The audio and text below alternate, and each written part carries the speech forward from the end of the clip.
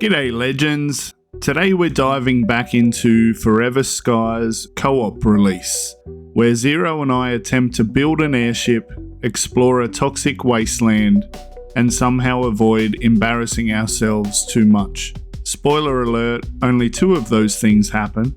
Let's get stuck in.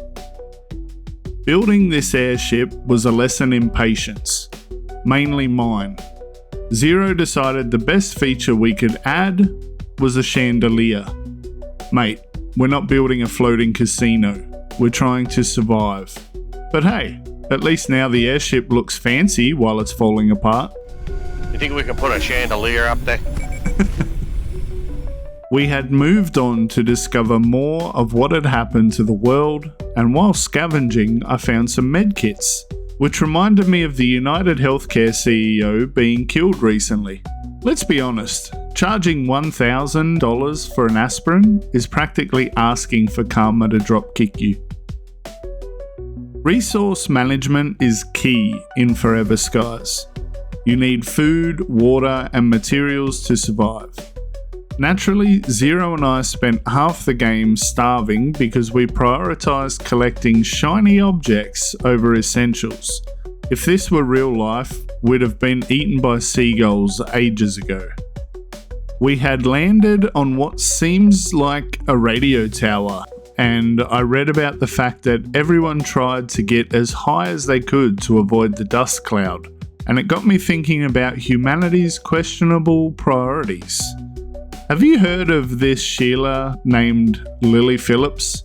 She recently put out a call for 1,000 men in one day. At this point, she's not looking for love. She's recruiting for the Olympic relay. The only thing more impressive than her stamina is the line of blokes outside her door. Okay, I need to mention this. The way you charge up your deconstructor laser is very interesting and also very erotic. Oh, and that reminds me. Rumour has it P. Diddy and Bieber had a special connection? Honestly, I don't even want to imagine what their conversations were like. Probably something like, baby, baby, baby, oh! Except with less auto-tune and more therapy bills. You know, flying over this ruined world in the game got me reminiscing about the good old days before smartphones. Back then, you could do dumb stuff without the entire world knowing about it. Once my mate nicked a watermelon from a farm. He got chased by a cow, tripped into a dam, and we all just pretended like we didn't know him. These days, that'd be on TikTok with 10 million views and a remix track by DJ Khaled within the day. Speaking of things falling apart, where's King Charles? Apparently he missed some big meeting recently. My theory?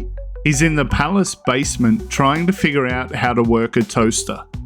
Chuck, mate, I know you've got staff, but maybe learn how to heat up a crumpet before running a country.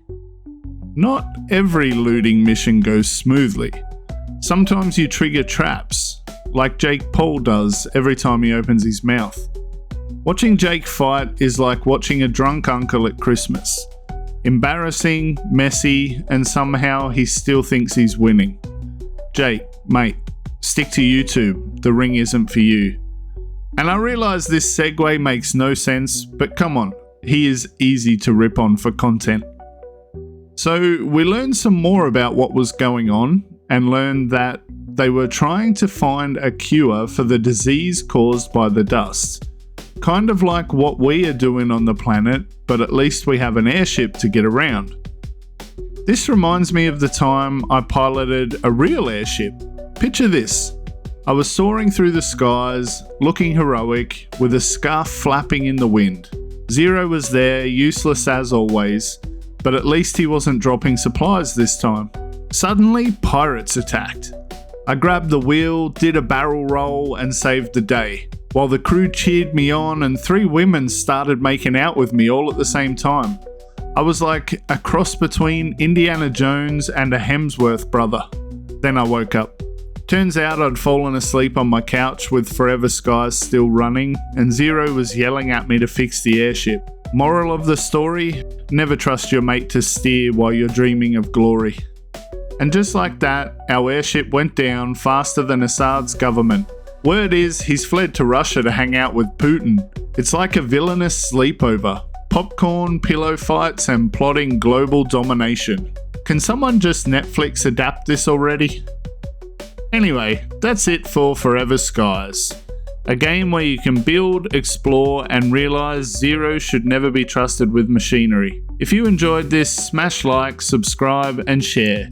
Because between Putin, Jake, and Diddy, I'll need a lawyer, a therapist, and maybe a private island. Forever Skies is genuinely fun. Grab it and play it with a mate, unless your mate is anything like Zero. In that case, consider playing solo. Unless you want your airship looking like a kebab in a cyclone. But hey, the game's so good, it's worth the risk. Catch you later. Rugrat, the king of gaming AM, dropping more jokes than a pub at 10 AM. Smash that like, don't make me beg, or I'll stick a giant emu on your leg.